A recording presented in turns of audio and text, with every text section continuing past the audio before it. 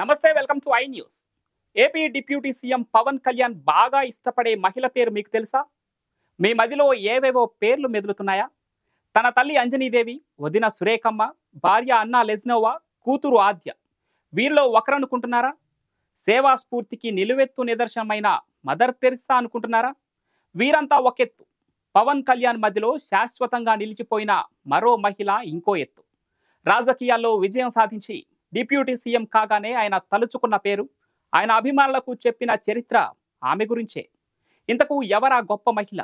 Let's watch the story.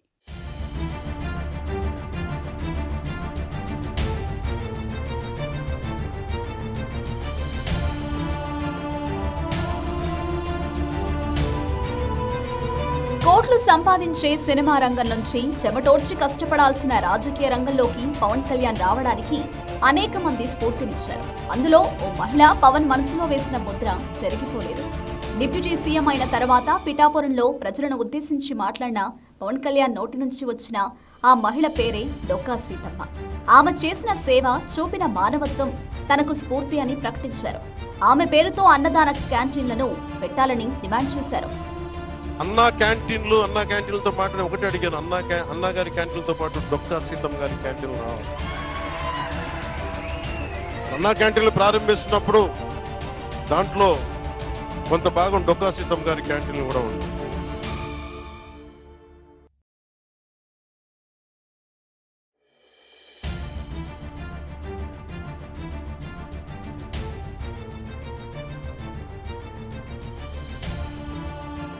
Pawan Kalyan నోటి వెంట డొక్కా సీతమ్మ పేరు రావడంతో ఇప్పుడు తెలుగు ప్రజలంతా ఎవరీమా అని ఆరా తీస్తున్నారు. గూగుల్ సెర్చ్ లో ఆమె చరిత్రను సెర్చ్ చేస్తున్నారు. తూర్పు గోదావరి జిల్లా రామచంద్రాపురం తాలూకా మండపేట గ్రామంలో 1841 అక్టోబర్ 2వ వారంలో సీతమ్మ జన్మించారు. ఆ రోజుల్లో స్త్రీ విద్య నేర్చుకునే అవకాశాలు అంతగా లేకపోవడంతో పెద్దగా చదువుకోలేదు. చిన్నతనంలోనే పెళ్లి చేశారు. బాల్యంలోనే ఆమె తల్లి నరసమ్మ మరణించారు. గోదావరి జిల్లాలో డెల్టా గన్నవరం, లంకల గన్నవరంగా పిలువబడే ప్రాంతంలో తరచూ అతివృష్టి, అనావృష్టి సంభవించేది. దాంతో ప్రజలు తినడానికి తిండి లేని పరిస్థితి వచ్చేది. ఒక రైతు భార్య అయిన డొక్కా సీతమ్మ అడిగిన వారికి కాదనకుండా ఇంటికి ఎవరు వచ్చినా భోజనం పెట్టేది. అలా ఆమె తూర్పు, పశ్చిమ గోదావరి జిల్లాలో నిత్యాన్నదాతగా పేరు గడించారు. ఈ గొప్ప కార్యంలో వేద పండితుడు కూడా అయిన తన భర్త డొక్కా జోగన్న కూడా సహకారం అందించేవారు.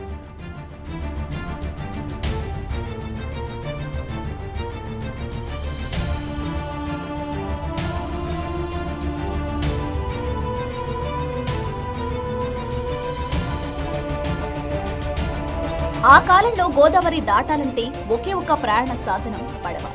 జోగన్న ఊరు లంక గన్నవరం గోదావరికి మధ్య మార్గంలో ఉన్నందున దీనివల్ల ప్రయాణికులు అలసి అక్కడకు చేరేవారు.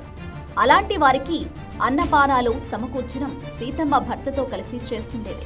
ఆ ఇంటి దంపతుల లక్ష్యం ఒకటేగా ఉండేది.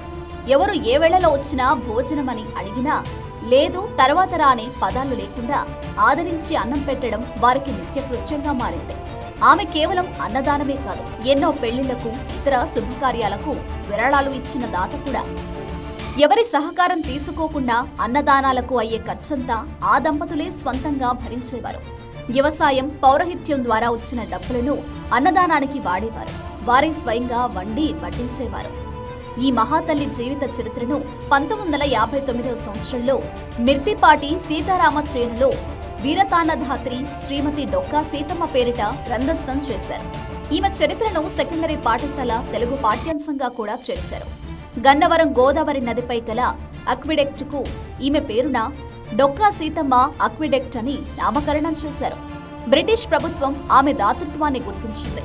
కింగ్ ఎడ్వర్డ్ VII ఆమెను తన వార్షికోత్సవ వేడుకలకు భారతదేశంలోని ఇతర అతిథులతో కలిసి ఆహ్వానించారు. కానీ సీతమ్మ మర్యాదగా ఆహ్వానాన్ని తిరస్కరించింది. ప్రచారం కోసం ఆమె తన సేవలను అందించడం లేదని అన్నారు. ఆ వేడుకలో ఆమె కూర్చునే కుర్చీపై ఆమె ఫోటోను ఉంచి గౌరవించారు.